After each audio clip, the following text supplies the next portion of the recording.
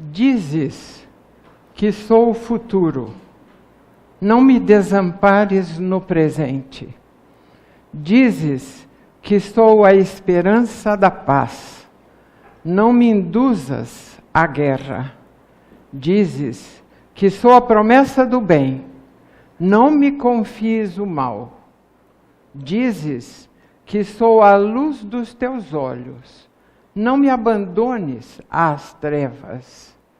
Não espero somente o teu pão, dá-me luz e entendimento.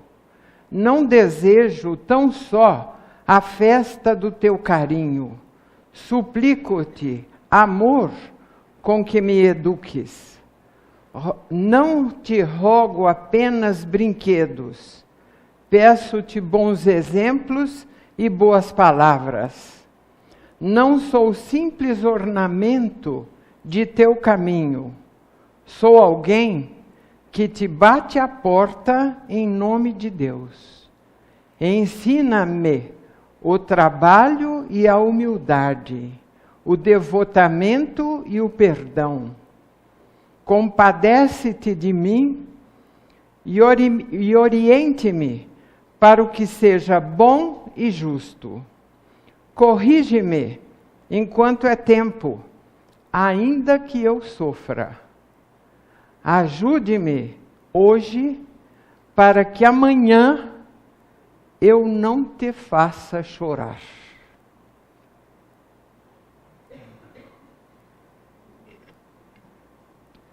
Em 1979, a Organização das Nações Unidas, a ONU, instituiu o Ano Internacional da Criança. Um ano todo de reflexões visando o seu bem-estar.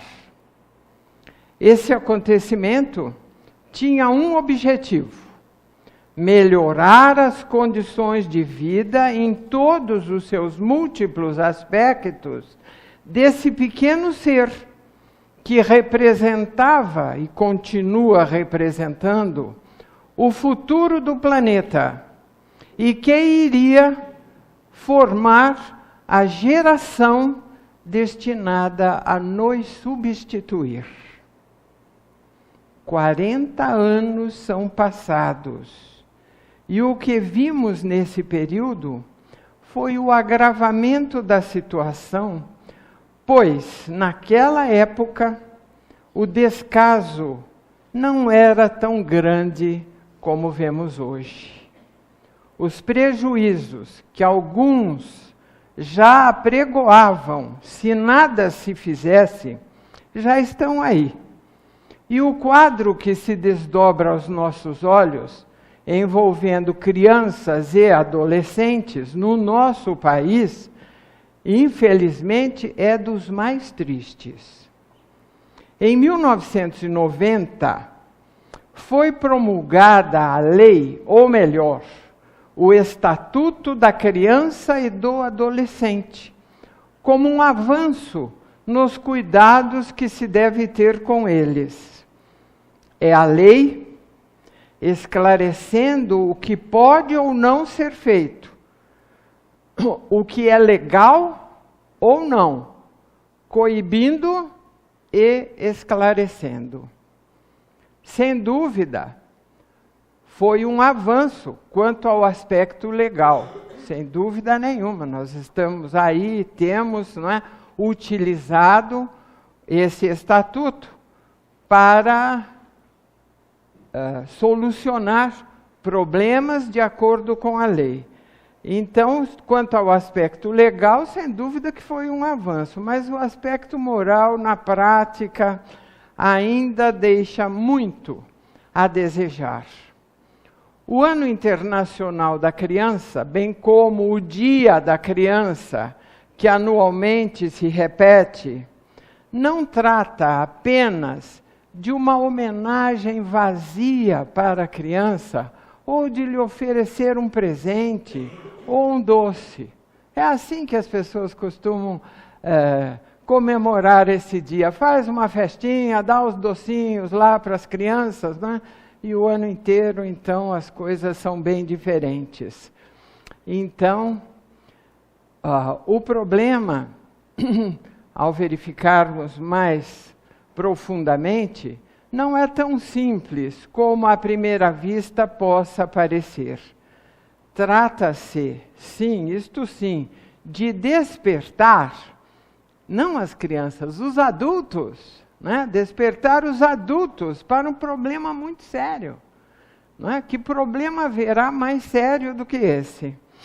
Eles serão os condutores do mundo de amanhã. Essa é a realidade, não é? Para eles entregaremos o nosso trabalho, as nossas conquistas e aquisições, enfim, o nosso esforço, que eles devem continuar na promoção de um mundo cada vez melhor, habitado por seres cada vez mais perfeitos. Afinal de contas, o objetivo de estarmos aqui é exatamente esse, é a nossa melhoria espiritual, que sempre falamos, não é? A melhoria espiritual, o nosso progresso espiritual, as gerações se sucedem e a busca é exatamente esta, não é? Mas, raciocinemos. Afinal de contas, quem é a criança? E diremos como todo mundo, os seres do futuro. Não é assim que a gente pensa? Criança é o ser do futuro. Mas nós precisamos pensar mais profundamente que não são apenas os seres do futuro, são seres com passado. Sim. A doutrina espírita, através da lei de reencarnação, nos ensina que a alma não é criada no momento do nascimento, como muitas escolas religiosas acreditam e ensinam aos seus adeptos esta realidade. Não, não é assim. A criança é uma entidade recém-nascida, porém, não recém-criada, de forma nenhuma. Ela não é criada, aquela alma não é criada no momento do nascimento. E esse fenômeno se repete todas as vezes que o espírito imortal, porque nós somos espíritos imortais, viajores do infinito. Isto é preciso que fique bem claro para todos nós, porque é o que a nossa doutrina ensina, não é? Todas as vezes que um espírito imortal toma um corpo para ingressar no plano terreno e aí permanecer por um determinado tempo. É assim que as coisas acontecem, é assim que funcionam as leis divinas. E aquela criatura, aquela alma, aquele espírito, como queiram, encarna e desencarna centenas, milhares de vezes, com o objetivo de evoluir, de progredir, de desenvolver o potencial que existe em si e atingir um dia a condição de espírito puro. Esse conhecimento, irmãos, é fundamental para todos nós, porque nós também fomos crianças, né? Isto é, da lei divina, né? Nós ingressamos numa encarnação, passamos por esse período de infância e assumimos a nossa condição de adulto e passamos pela encarnação com esse objetivo de melhoria espiritual, de progresso espiritual, de crescimento espiritual para Deus. Deus cria os espíritos, seres inteligentes que povoam o universo. Mas os espíritos são criados com todo um potencial para ser desenvolvido. O objetivo da vida é a perfeição. E esta não se adquire senão pelo próprio esforço nas sucessivas encarnações. Deus nos cria simples e ignorantes. Está escrito lá em O Livro dos Espíritos. Deus nos cria simples e ignorantes. Mas todo o potencial está em nós, está naquela criatura que foi criada, não é? Eu gosto de dar o exemplo da semente. Se tiver aqui na minha mão uma semente de laranja, nós vamos olhar para ela e eu não vou ver nem a raiz, nem o tronco, nem os galhos, nem as flores, nem os frutos, mas está tudo ali. Porque se essa semente for colocada no chão, em condições adequadas, né?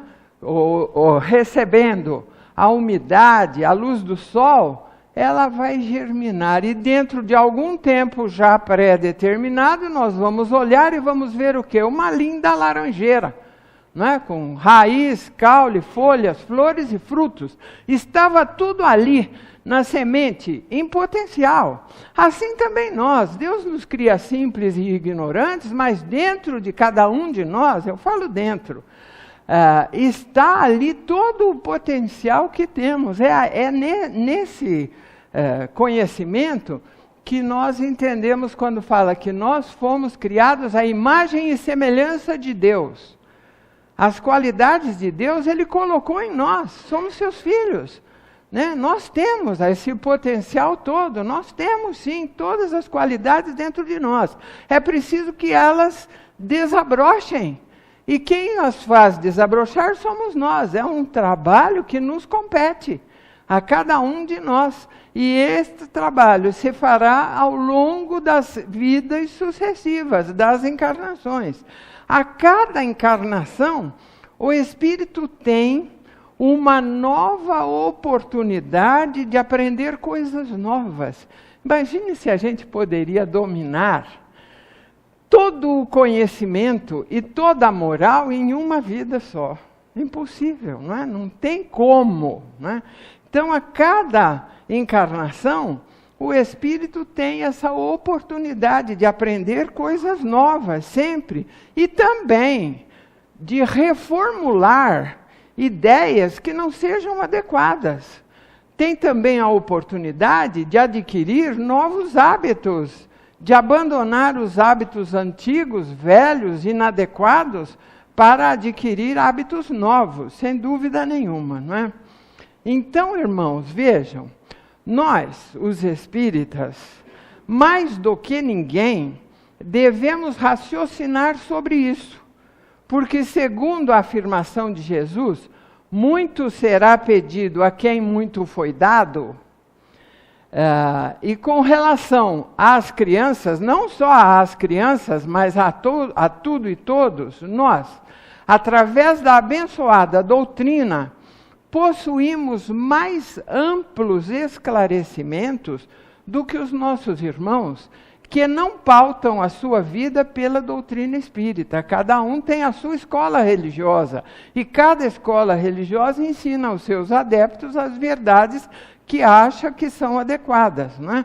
Se nós falarmos para alguém de outra escola religiosa, que a gente não vive uma vez só, que nós vivemos múltiplas encarnações, vão no mínimo dizer que a gente está ficando louco, né?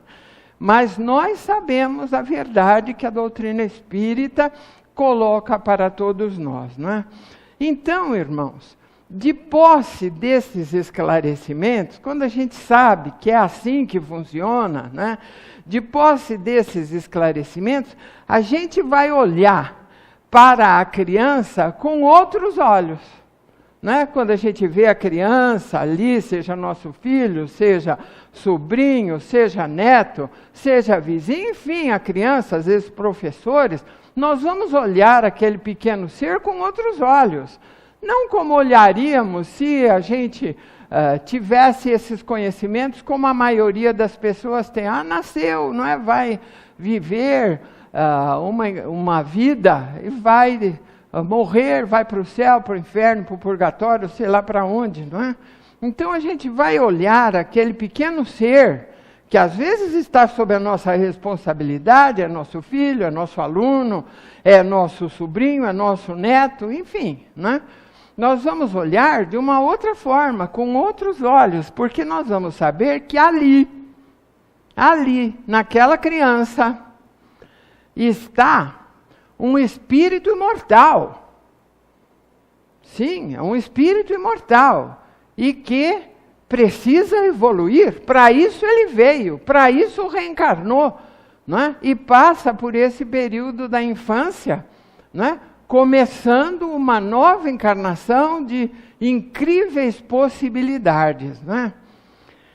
É que esse tipo de assistência, qual o tipo de assistência que nós precisamos proporcionar a essa criança?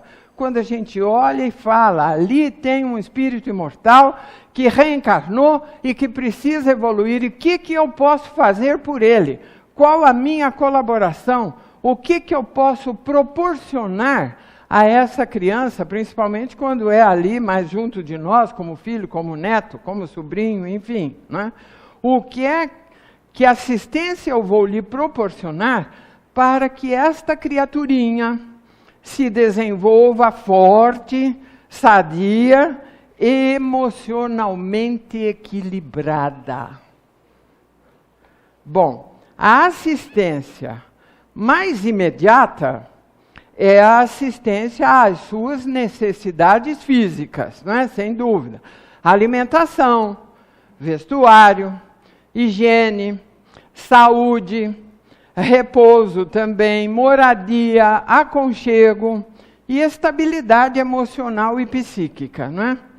Esta é a assistência mais imediata que nós não podemos deixar faltar a esse pequeno ser que não tem ainda as condições de conseguir tudo isto que ele necessita. Alguém tem que lhe proporcionar, não é verdade?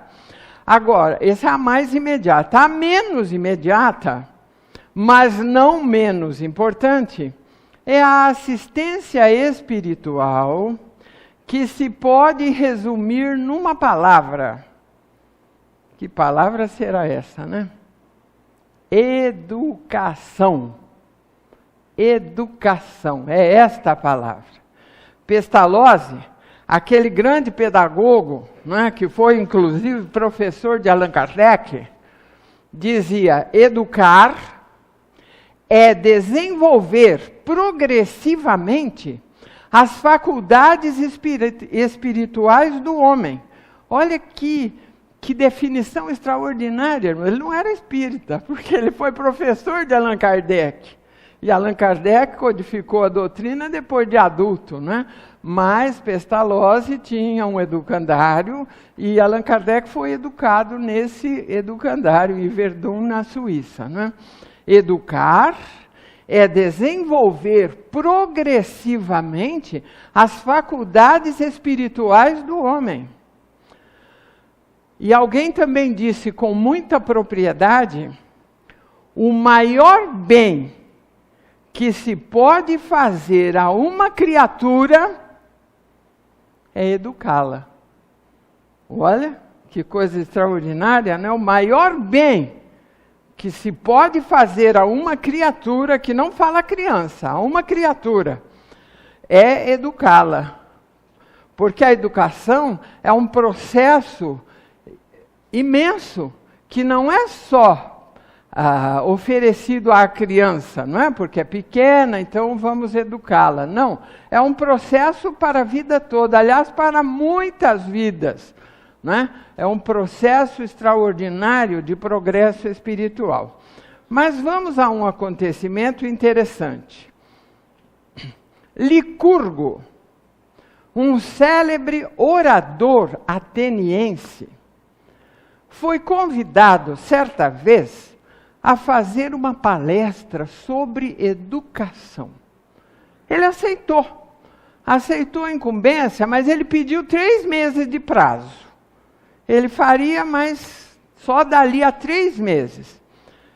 Foi tudo acertado. No dia marcado, ele compareceu ao local da palestra, era um local aberto, um campo de relva, estavam todos ali ansiosos para ouvir a palavra desse orador sobre um assunto tão importante, educação. Isso lá na antiga Grécia, não é? Então, o que ele fez? Ele compareceu no dia marcado, trazendo 2 cães e 2 lebres. E aí, no início, ele soltou uma lebre. A lebre correu e logo atrás ele soltou o cão. O cão correu atrás da lebre, pegou e estraçalhou-a na frente de todos. Foi um episódio sangrento, horrível, todos ficaram chocados com aquela situação vexatória. Aí, restabelecida a ordem, não é?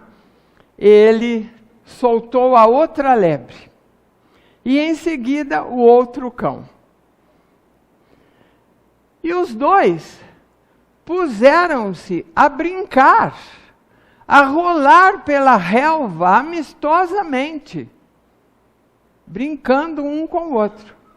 Ele então virou para todos que ali estavam e disse assim: eis aí o que é a educação.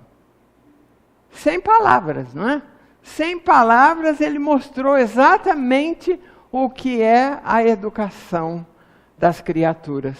O que pode acontecer quando a criatura não é educada.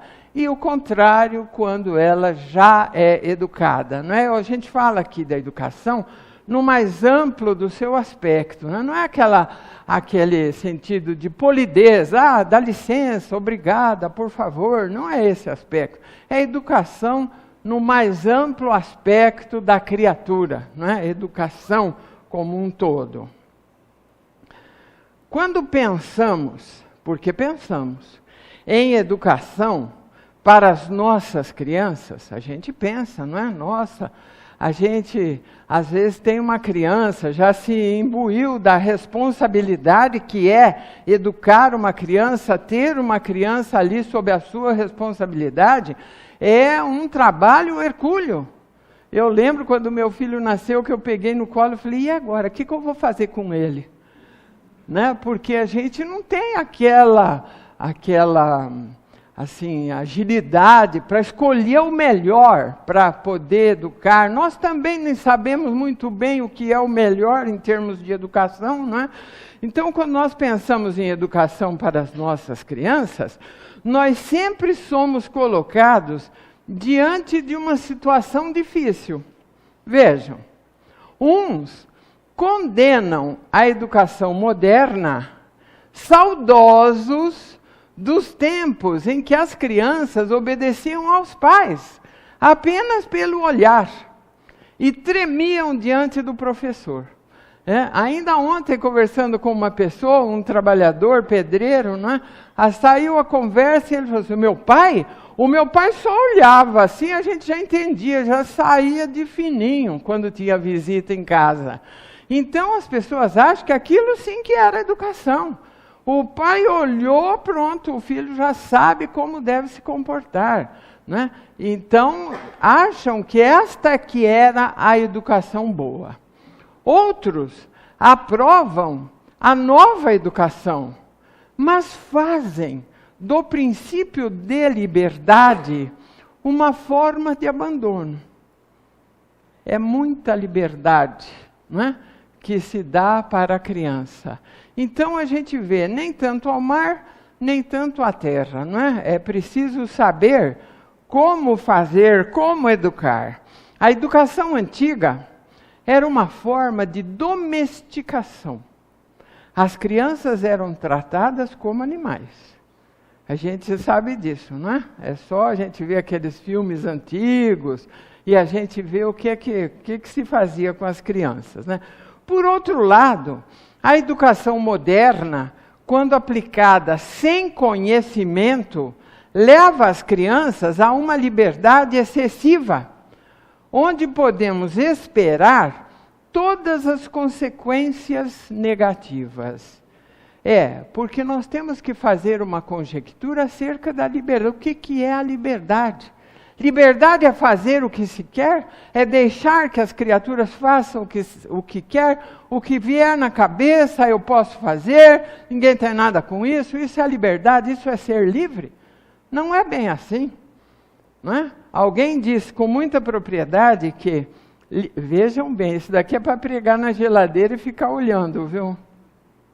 Liberdade não é fazer o que se quer, é fazer o que se deve, porque se quer. Olha que definição extraordinária, irmãos. Liberdade não é fazer o que se quer, é fazer o que se deve, porque se quer. Porque se você não quiser, você não vai fazer o que se deve, né?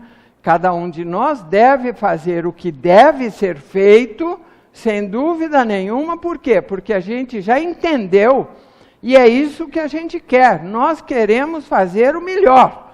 Então, é porque eu quero fazer. Liberdade é fazer o que se deve, porque se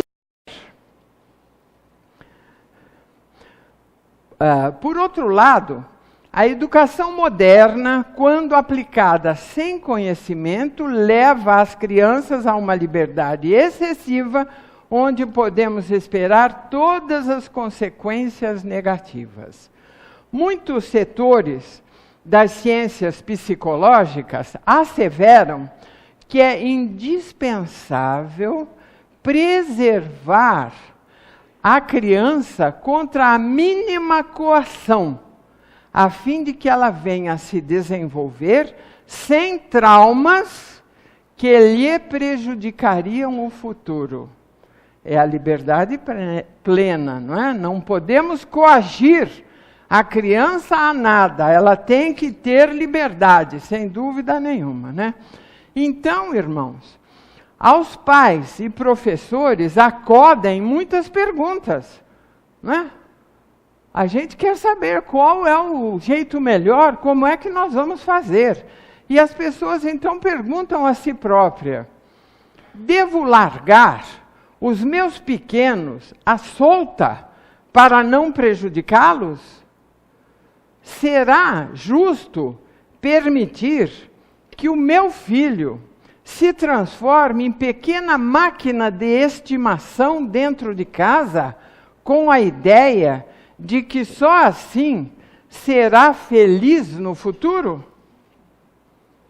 Como proteger minhas crianças sem controlar-lhes os impulsos infelizes? Devo deixar meus pequeninos em liberdade irrestrita, fazendo o que lhe vem à cabeça, a pretexto de garantir-lhes a saúde? Será natural deixar a criança crescer com a ilusão de que é plenamente livre, para depois encontrar, na posição de adulto, os constrangimentos da disciplina social, indispensável em qualquer parte? Vejam, irmãos, os raciocínios que as pessoas fazem, porque não sabem exatamente. Educar é uma tarefa muito complicada, muito difícil. A gente busca acertar, mas nem sempre temos aquelas condições adequadas para aplicar a educação como ela deve ser aplicada. Aí vem então toda essa insegurança no que fazer, no como educar as nossas crianças. Mas aí nós espíritas, não é? Felizmente, nós temos a bênção da orientação espiritual. Emmanuel, neste livro aqui, o meu está velhinho, o Consolador, ele fala exatamente como nós devemos fazer. E ele se dirige mais às mães terrestres, né? O que deve fazer a mãe terrestre para cumprir evangelicamente os seus deveres, conduzindo os filhos para o bem e para a verdade? Vejam, irmãos, que temos um socorro, né? Um socorro espiritual por Emmanuel, esse orientador extraordinário, neste livro, que nos coloca em itens como devemos nos conduzir na educação destes pequenos seres que vem à Terra para progredir e que vem na nossa casa, muitas vezes, na condição de nossos filhos, e a gente tem que buscar oferecer a eles o melhor. Então ele nos diz assim, no primeiro item: desde os primeiros anos, ensinar a criança a fugir do abismo da liberdade, controlando-lhe as atitudes e consertando-lhe as posições mentais, pois que essa é a ocasião mais propícia à edificação das bases de uma nova vida.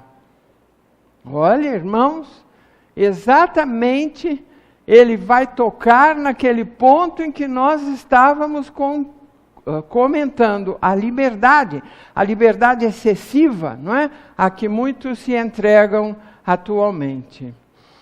A infância, irmãos, ela pode ser comparada ao barro mole, onde o oleiro amolda os objetos. É isso mesmo. O oleiro são os pais, ou educadores, e o barro é a criança. Antes dos 7 anos, as possibilidades dos pais são enormes. Porque a encarnação, irmãos, é bom que se saiba, ela se completa até os 7 anos. A criança reencarna, não é? A gente vê que a criança, até os 7 anos, ela é muito aberta para o mundo espiritual. A criança vê o amiguinho, aqui tem o meu amiguinho, não é? Eles quase que tratam com o plano espiritual com uma naturalidade incrível. Porque a encarnação ainda não está fechada, ainda não está completa. É aos 7 anos que a encarnação se completa. Então, por que existe esse período, né, que é um período extraordinário de grandes possibilidades para nós atuarmos sobre este espírito, a fim de poder oferecer-lhe o que há de melhor em termos de progresso espiritual. A criança, até essa idade, já demonstrou várias tendências, né? E nós vamos, se atentos e interessados, nós vamos estudando e podando as impropriedades, as tendências negativas que aquele espírito que tem um passado está apresentando. Porque, como eu disse, nós temos que olhar aquela criança com outros olhos. Ali está um espírito buscando uma nova oportunidade. Ele tem um passado com certeza de coisas boas ou más. Amou, foi amado, errou, acertou em muitas coisas, ele tem a bagagem dele. E quando ele entra para uma nova encarnação, ele entra sem dúvida numa luta, não é? Em que ele vai apresentar aquilo que ele já traz, as suas tendências, que podem ser modificadas. Porque se ele traz do passado tendências negativas, e ele recebe agora uma orientação correta, aconselhamento correto, tudo como deve ser, vai estabelecer-se nele aquela luta entre o bem e o mal, não é? E ele vai optar por uma nova postura, por novas atitudes, por novos comportamentos. Esses dias até na televisão, não me lembro porquê, qual foi o motivo, aparecem umas pessoas dizendo, eu cheguei em casa com um objeto e a minha mãe perguntou o que era aquilo. E eu falei que eu tinha pegado lá não sei onde. Ela me pegou e me levou lá para eu devolver aquele objeto. Agradeço a minha mãe isso que ela fez. Né? E foi na propaganda vários casos assim. Porque é assim que tem que acontecer. A criança chega com um objeto que não é dela, a mãe fica quieta, o pai fica quieto. Não. Como é que você tem isso? Não, peguei lá não sei aonde. Seja um lápis, seja uma borracha, não importa o que é. Importa o ato. Né? Então, tem que ser corrigido. Vamos lá e você vai devolver, porque a gente não pode pegar aquilo que não é nosso, aquilo que é do outro. Temos que ter o respeito pelas coisas. E a criança vai aprendendo, de outra vez ela não fará mais. Percebem? Então, é nessa idade, né, que as novas orientações vão chegar para até destruir os velhos ranços que aquele espírito traz do passado, para que ele adquira uma nova postura e possa seguir nesta encarnação de uma forma melhor, não é? É nesse período que se corrigem muitos dos defeitos do espírito reencarnante, controlando-lhe as atitudes e consertando-lhe as posições mentais. Infelizmente, a grande maioria acha que o coitadinho é tão pequenininho, não sabe o que faz, e deixa-o em liberdade, fazendo tudo o que ele quer, e ele vai destruindo tudo que está à sua volta, dando pontapé, tapa, desrespeitando tudo e todos. Vocês não conhecem casos assim? Todos conhecemos, né? Tem gente que quando fala assim, eu vou lá na sua casa, a gente até treme. Porque sabe que o furacãozinho vai vir junto. Aí pega todos os bibelô, guarda, tira tudo da vista, porque sabe que as crianças, não é, vão destruir. E a mãe às vezes fala assim, não faz assim, meu bem. Não é assim. É exatamente isso, não é? Porque acha que ele é pequenininho, não é a hora ainda. A hora que é pensar em educar, já passou o tempo. Aí não assimila mais novas posturas, não é? E novas posições mentais. E Emmanuel continua. Sentir os filhos dos outros como se fossem nossos, sem guardar, de modo algum, a falsa compreensão de que os nossos são melhores e mais altamente aquinhoados do que os dos outros. Entenderam o que quer dizer isso? Com palavras bonitas, é assim, teus filhos estão lá brincando, numa rodinha. Está todo mundo brincando lá e você está olhando. Aí você fala assim, ó, o meu é o mais bonito. Não é? O meu é o mais bonito, olha.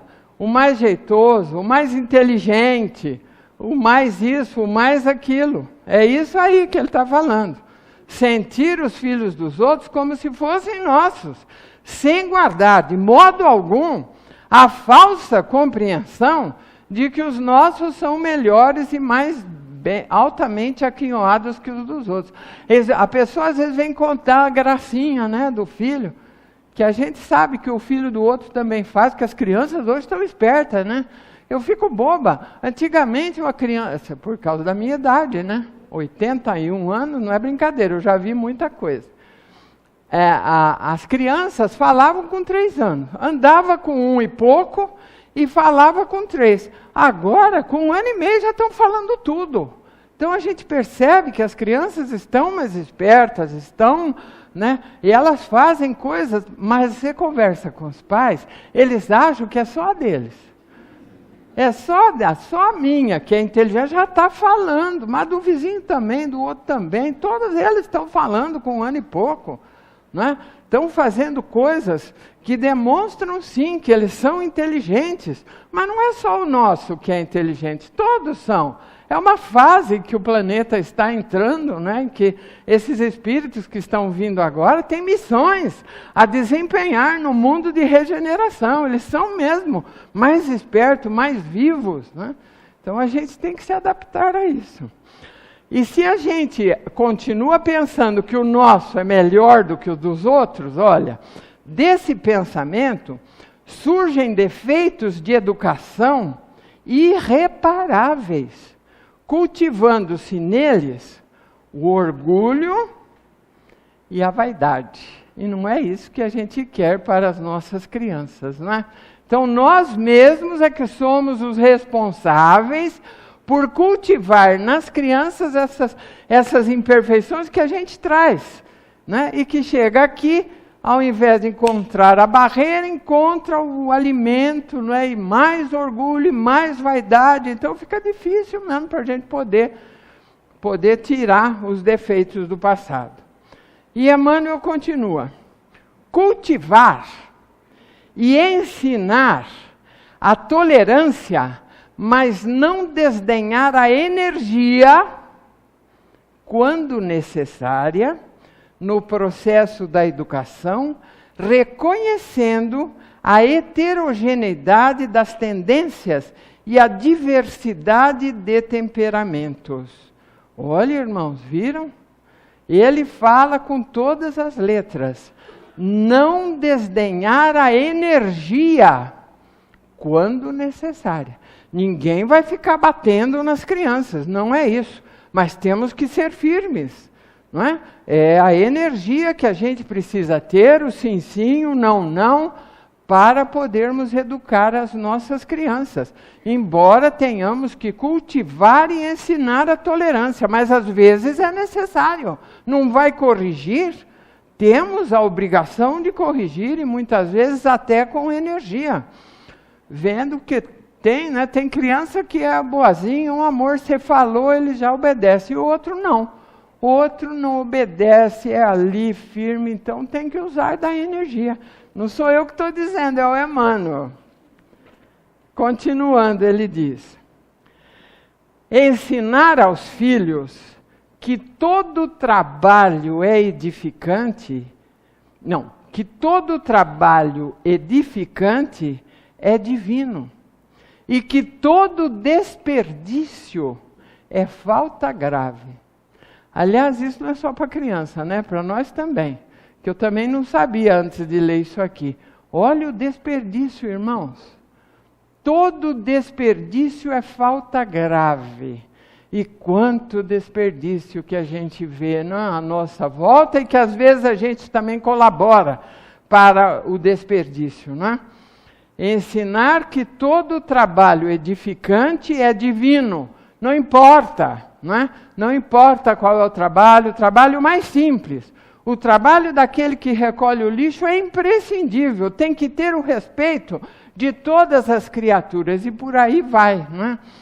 O trabalho é importantíssimo e precisa ser ensinado à criança, sem dúvida nenhuma. Pequenas tarefas que ela pode assumir dentro de casa para que passe a valorizar o trabalho como algo. O trabalho é uma bênção, é através dele que a gente progride. Como não ensiná-lo às nossas crianças? Mas a gente vai querer que eles façam alguma coisa quando tem lá 18 anos, às vezes até mais. A gente acha sempre que é cedo, não é? Vai fazendo e eles ficam lá sem fazer nada. Então, são posturas que precisamos adquirir. E principalmente essa do desperdício, a gente tem que parar e pensar. Não só ensinar eles, mas a gente utilizar também isso, hein? É Emmanuel que diz, todo desperdício é falta grave. Continuando. Ensinar-lhe o respeito pelo infortúnio alheio, porque a dor nos alcança a todos. E quando chegar a sua vez, possa ele ser amparado pela compreensão alheia. Então nós temos, não é, que ensinar às nossas crianças o respeito pelo infortúnio alheio, de todas as formas como esse respeito se expresse. O infortúnio alheio é assim muito grande, não é? É um leque de muitas opções, as pessoas deficientes, as pessoas enfermas, enfim, colaborar, né, criar situações para podermos ensinar aos nossos pequenos o respeito por essas situações, porque todos nós, em um momento ou outro, uns antes, outros depois, vamos ser assim envolvidos. Não, a dor vai chegar. A dor vai chegar, porque ela sempre chega. A dor é a grande mestra da vida. Se ela não chega na juventude, ela chega na madureza ou chega na velhice, ela sempre chega, porque ela tem sempre algo a nos ensinar. Então a dor, ela sempre alcança a todos, e nós temos que preparar as nossas crianças para isso, para que respeite a dor alheia, porque quando chegar a sua vez, porque chegará, ela tenha também a compreensão e o amparo das outras criaturas que estão à sua volta. Outro, não, esse aqui é bom, não dar razão a qualquer queixa dos filhos, sem exame desapaixonado e meticuloso das questões. Esse daqui é extraordinário. A gente que trabalhou como professora, naqueles tempos idos, né? Porque que eu estou aposentada já faz 30 anos. Então a gente trabalhou sempre na escola, no meio da escola.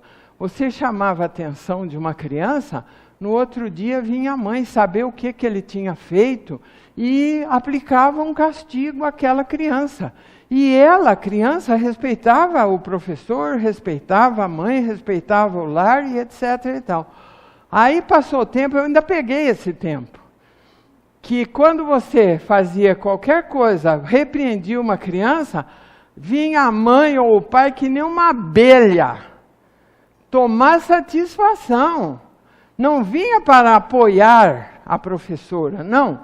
Vinha para tomar satisfação e quando não raro, era interessante, naquele tempo já tinha uma Madalena, viu?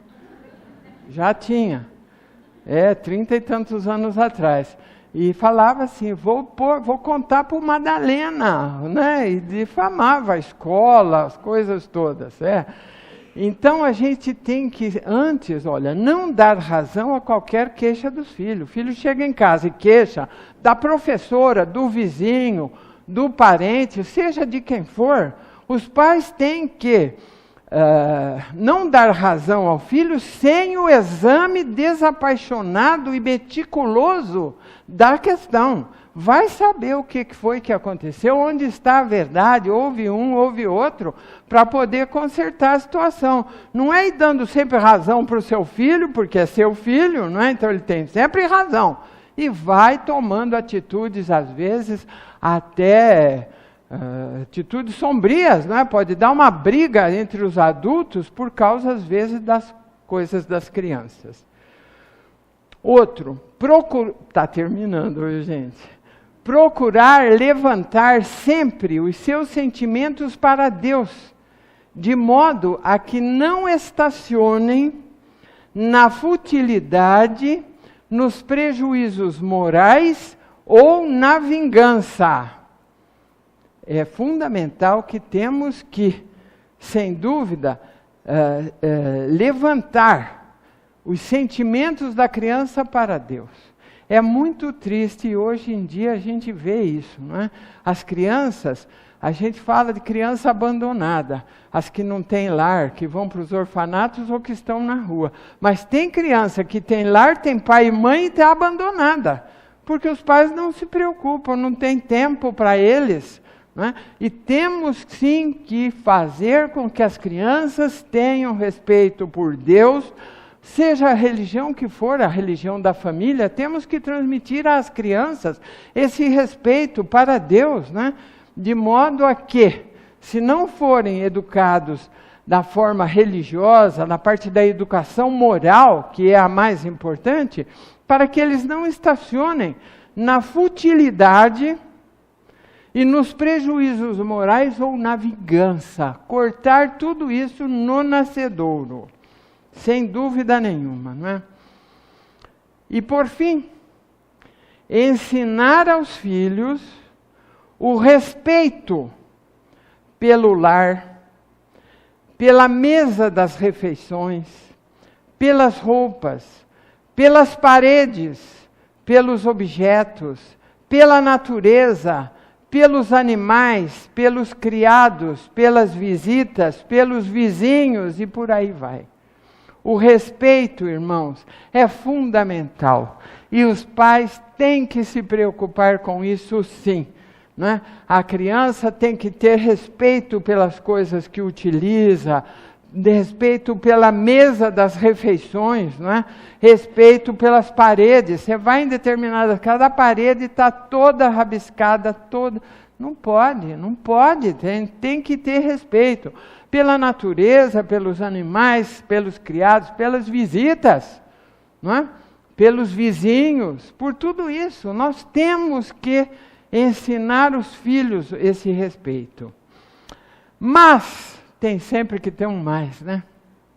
Mas, se apesar de tudo isso, os filhos são rebeldes e incorrigíveis, impermeáveis a todos os processos educativos, depois de esgotar todos os recursos a bem dos filhos e depois da prática sincera de todos os processos amorosos e enérgicos pela sua formação moral e espiritual, sem êxito algum,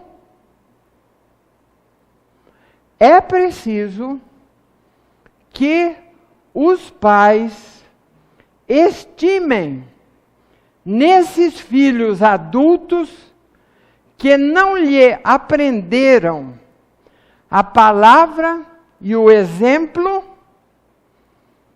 os irmãos indiferentes, endurecidos de sua alma, comparsas do passado delituoso que é necessário entregar a Deus, de modo a que sejam naturalmente trabalhados pelos processos tristes e violentos da educação do mundo.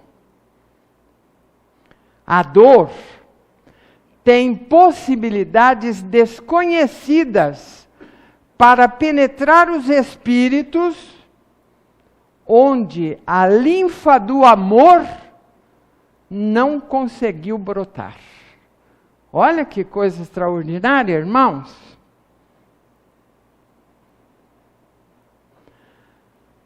Sim, porque a família é a grande oportunidade que Deus tem de fazer com que se desmantelem, se desmanchem os ódios, os rancores, as amarguras. Então ele coloca as criaturas debaixo do mesmo teto, não é? Normalmente, os filhos estão ali por alguma razão. Ninguém é filho de ninguém por acaso. A gente tem que pensar isso. É rebelde, é alguém que não aceita as minhas orientações. Tem uma razão lá atrás para isso, não é? Então a gente tem que trabalhar, trabalhar e trabalhar para que essa situação se desfaça. Porque Deus se serve da família, principalmente do laço mãe e filho, pai e filho, para fazer com que os ódios terminem, se transformem em amor, até que chega aquela hora assim. Eu falo do meu irmão, do meu pai, ou sei lá que for, mas não admito que ninguém fale, porque a força do sangue é forte, né? Então os ódios vão se desfazendo, e tudo isso acontece no seio da família, quando um casal se casa e começa a receber os filhos. Uns são afins, outros são antagônicos, é normal. Toda família tem aqueles seres com os quais ela sente uma alegria enorme, não é? Os da própria família, e tem aquele que fala, fulano vai na festa, né? Fulano vai? Vai, então não vou. Não é assim que funciona, é assim. E irmãos também, às vezes um entra por uma porta e o outro sai pela outra. Porque não tem, né, aquele antagonismo terrível. Mas vai indo, isso tudo se desfaz. Irmãos, neste dia da criança, vamos pensar nelas, nas que possuem um lar, mas não têm o carinho e a atenção dos pais, pelos muitos afazeres que eles se impõem. Anteontem vi na televisão uma reportagem, a criança reclamando da mãe. Ela não me dá atenção, ela fica só no celular. Eu pergunto, ela nem liga. Olha, foi chocante ver isso daí. Então vocês vejam como, né? Às vezes a gente acha que são eles que estão lá usando o celular, mas eles também estão queixando de nós, Os adultos que não temos hora para eles, que não brincamos com eles, que não fazemos a nossa parte porque estamos lá o dia inteiro. Trabalha fora, um pouco que está em casa está lá no celular. E a criança fica desamparada, né, ali. Vamos pensar, né, nas que possuem um lar e naquelas outras que vagueiam pelas ruas ou se alojam nos orfanatos. Os animais nos dão exemplos. Não há ave sem ninho. Olha que beleza. Não há aves sem ninho. Só na sociedade humana há crianças ao desabrigo. O mínimo que podemos oferecer a uma criança é um lar constituído em bases sólidas, onde ela sinta segurança, proteção, equilíbrio, para que possa se desenvolver harmonicamente. Um lar desajustado gera filhos problemas para a sociedade, sem dúvida nenhuma. Quando a gente ainda licionava, a criança era boazinha, fazia tudo, de repente começava a ter problema. Não fazia a lição, ficava rebelde. Quando a gente ia perguntar, os pais tinham se separado. E tudo isso gerava consequências na criança, né? As crianças precisam receber muito amor. Amor e carinho e orientação são os principais recursos na criação e educação dos filhos. Amor é uma força extraordinária para transformar as criaturas. Foi com este recurso poderoso que Jesus mudou os rumos da própria humanidade. Nós vamos trazer agora uma fala de Emmanuel. Amigo, ajuda-me para que eu te auxilie depois. Não me relegues ao esquecimento, nem me condenes à ignorância ou à crueldade. Venho ao encontro de tua aspiração, do teu convívio, de tua obra. Em tua companhia estou na condição da argila na mão do oleiro. Hoje sou sementeira, fragilidade, promessa. Amanhã, porém, serei tua própria realização. Corrige-me com amor, quando a sombra do erro envolve-me o caminho, para que a confiança não me abandone. Protege-me contra o mal. Ensina-me a descobrir o bem onde estiver. Não te afastes, não me afastes de Deus e ajuda-me a conservar o amor e o respeito que devo às pessoas, aos animais e às coisas que me cercam. Não me negues a tua boa vontade, o teu carinho, a tua paciência. Tenho tanta necessidade do teu coração, quanto a plantinha tenra precisa da água para prosperar e viver. Dá-me tua bondade e dar-te-ei cooperação. De ti depende que eu seja pior ou melhor amanhã. Que Jesus nos abençoe.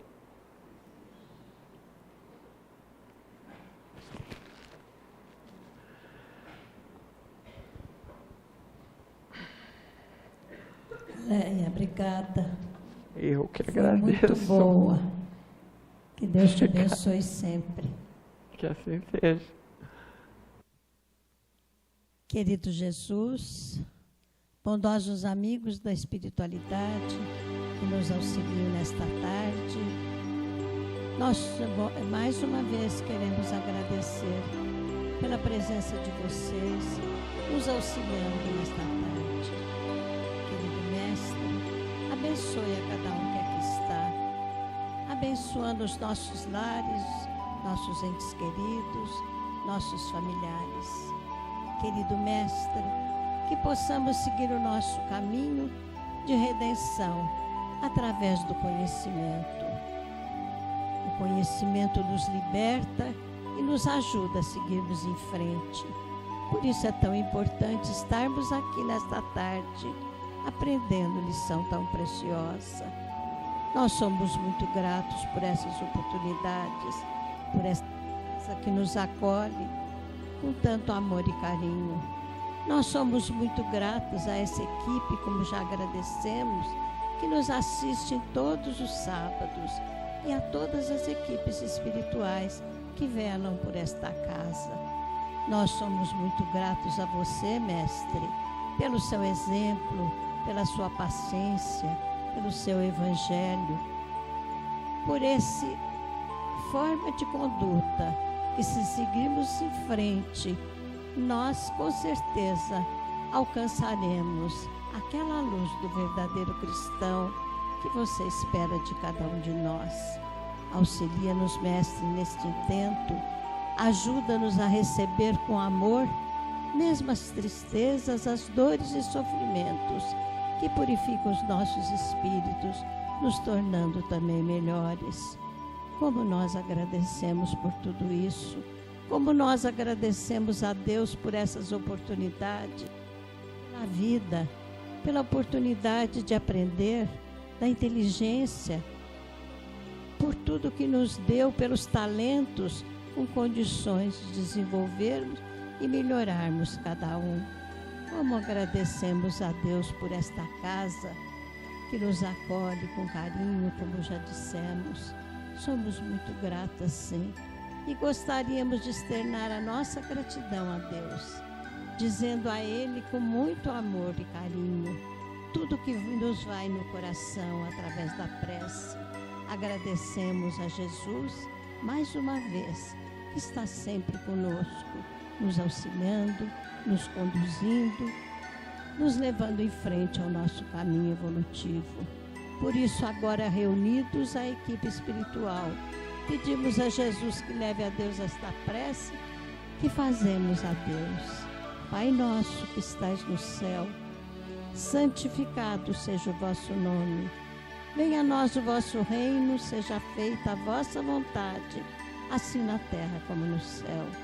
Pão nosso de cada dia nos dai hoje, perdoai as nossas dívidas, assim como nós perdoamos aos nossos devedores.